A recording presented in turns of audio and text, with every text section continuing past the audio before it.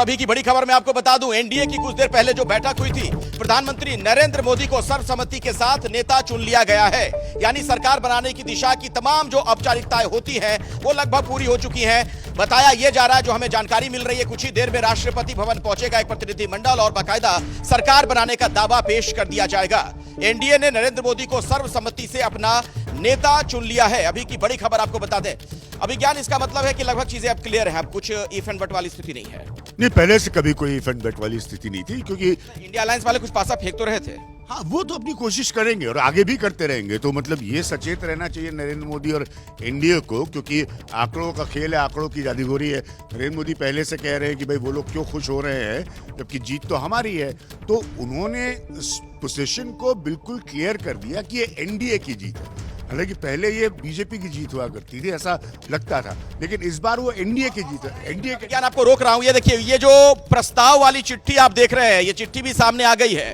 ये देखिए, भारत के 140 करोड़ देशवासियों ने पिछले 10 वर्षों में आदरणीय प्रधानमंत्री श्री नरेंद्र मोदी जी के नेतृत्व में एनडीए सरकार की जन कल्याणकारी नीतियों से देश को हर क्षेत्र में विकसित होते देखा। बहुत लंबे अंतराल, लगभग 6 दशक के बाद भारत की जनता ने लगातार तीसरी बार पूर्ण बहुमत से सशक्त नेतृत्व को चुना है।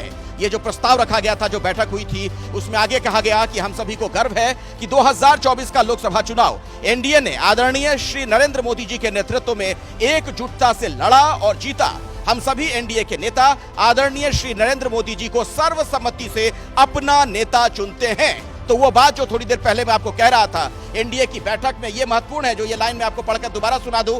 हम सभी एनडीए के नेता आदरणीय श्री नरेंद्र मोदी जी को सर्वसम्मति से अपना नेता चुनते हैं। तो अभिज्ञान वही बात कि अब किसी तरह की कोई दिक्कत नहीं है, आराम से एनडीए की सरकार बनने जा रही है। नेता वगैरह भी चुन लिया गया मोदी जी को। हाँ, मैंने कहा ना, वो तो डे 1 से मतलब जब एकदम क्लियर है, क्योंकि ये एनडीए ही बनकर चुनाव लड़ा गया था। बड़ी खबर इसमें से क्या निकल कर आई थी, इस पर सारी चर्चा हुई कि साहब बीजेपी के आंकड़े इतने खराब कैसे हो गए दावों से। बीच में मैं माफी के साथ आपको वो टोक रहा हूं कि भाई स्पष्ट बहुमत अगर बीजेपी को नहीं आता है तो हो सकता है नेतृत्व परिवर्तन हो जाए। तमाम तरह की थ्योरीज आने लग गई थी। हाँ, लेकिन मैं शुरू से कह रहा हूं कि ऐसा कुछ होने की उम्मीद नहीं थी। मैंने पहले भी कहा था कि मान लीजिए ऐसी स्थिति आती है तो नेता नरेंद्र मोदी ही रहेंगे। जो भी कोएलिशन का स्ट्रक्चर बनता है और वो एनडीए होता है, मुझे बिल्कुल क्लियर था कि कोई लीडरशिप चेंज वगैरह का प्रश्न अभी नहीं पैदा होगा। वो कभी कोई स्थिति कभी बनेगी तो शायद बने, मैं नहीं जानता इस वक्त। लेकिन इस समय क्योंकि आपने चुनाव उनके नाम पर लड़ा, सबसे बड़े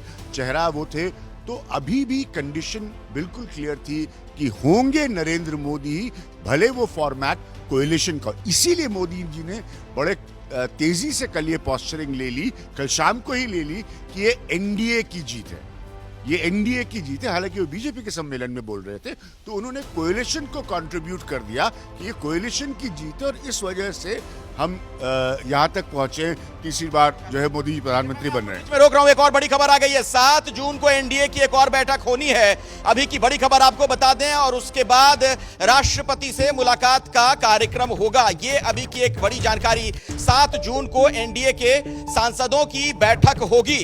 तमाम सांसदों को इसके लिए निमंत्रण भेजा जा रहा है। 7 जून को इस बैठक के लिए समय निर्धारित किया गया है। बैठक के बाद राष्ट्रपति से ये सांसद मिलेंगे।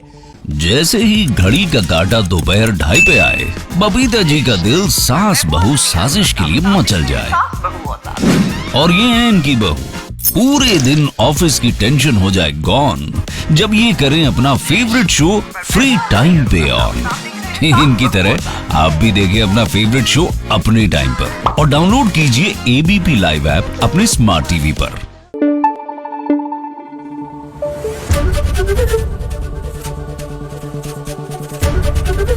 एबीपी न्यूज आपको रखे आगे।